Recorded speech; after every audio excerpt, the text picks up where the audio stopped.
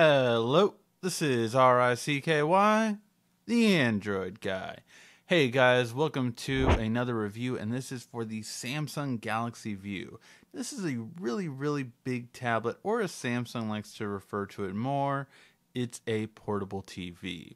And it's for two different types of people that want a portable TV. It goes along great for AT&T. I think you get this for as cheap as $100 with their DirecTV bundle. So really great pricing for that. And obviously, you could see the ability when you watch it with DirecTV. You get to watch it at home with the DirecTV Wi-Fi or AT&T Uverse or whatever you have that has AT&T or that has DirecTV in the same Wi-Fi. You can watch any of the things on this TV. And you can watch live TV, everything just like you're watching it here. So that's the benefit of it. It's also great for cable cutters that want something bigger to watch their Netflix, Hulu, HBO Go, Slingbox, Sling TV, or something like Kodi. And you don't need a traditional TV anymore. You want something portable, and this is great. I could see to Samsung's point, the parts where it's really great would be, something like a barbecue or even a camping or something like that. I personally like the idea that my friend from Samsung told me.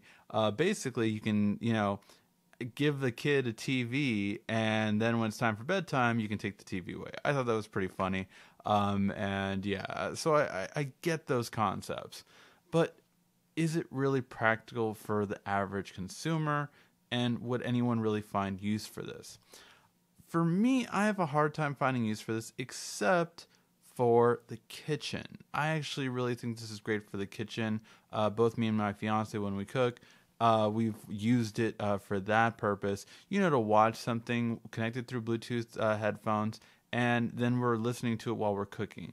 So that I thought was a really good concept. Something good, portable, and easy to use, and a lot less expensive, especially with that kind of deal from DirecTV. I mean, you could not get a TV of this size for you could get one of this size for around $100, but it would I feel not give you the same ability, since this is kind of a smart TV, really, because it has all the Android device stuff on it. Now, you do have a 64 gig storage with the AT&T version, or a 32 gig storage with the Wi-Fi version. Both coming in at $599 for the AT&T version and $499 for the Wi-Fi version.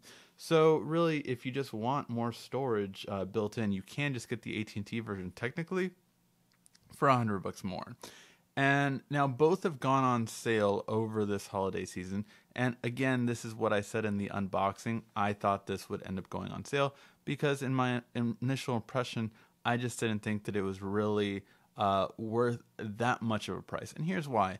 I feel the text just isn't as clear as I would like it. Now, I get it. Samsung did have to cut corners in order to make it these price points, but I rather maybe spend $50 to $100 more if it was a Quad HD AMOLED display. For that kind of display, oh yeah, I would personally that would change my entire opinion of this tablet. Just changing the display alone. Nothing else. The performance and everything else, keep it the same, but just the display. I think that would be such a huge thing, and I would definitely recommend it for a Galaxy View 2. The other thing is, yes, I really do find the portability a little bit lacking for taking it anywhere but the house because of this backing not being able to go flat. You can lean it back and have it go like this, which is really good, and having the ability to have it like this again really stands out. Also, I kind of got over the power cord thing not being micro USB. It is a little bit it did let me down a little bit, but overall I do see that Samsung couldn't necessarily do it, so it is what it is. I like the availability to expand it, so I do like having a micro SD card. I mean, if you take this on a trip, really theoretically, you could throw a 128 gig storage card in there and then have everything you need for a great trip and have lots of videos that you could just have for an entire vacation. And that's where this really comes in handy. I think for people that travel Or again, if you like it like for a family solution, as such, if you do a lot of barbecues, or if you go, or if you like it as an idea for a kitchen, I think that's what's really good for. But for travelers, I think this is really um, ideal, except for the portability that you can't really put it in a suitcase. So is this going to be your carry-on? Are you going to be the person on an airplane with this? I think for a road trip, this would be perfect. You know, the kids in the back, they can see this, play games on it, and really good for that purpose. Now, it doesn't have a rear camera, which I don't mind personally, and I think that that's okay. It does have a front camera, so you can see, and it does have Samsung's little high five thing, and you hold it and it takes a picture. And simple as that. So you have that ability. The camera quality isn't that great. It's a 2 megapixel front camera, so just very basic and standard overall. Um, Overall, what are my impressions of this device? I think it's a decent device, but I really wish it would have costed $100 more for an AMOLED panel. Or even if they could make it the same price for an AMOLED panel, I think it would sell a lot more. I think that is what would throw it over the top. And I mean, again, I think with this one, you don't need the most amazing processor. You don't need the most amazing RAM for multitasking. You know, yes, you have the ability to do productivity apps on here, but overall, I think the biggest thing that this would be great for is the ability to watch movies on, to watch TV on. And what do you want for that? You want a better display.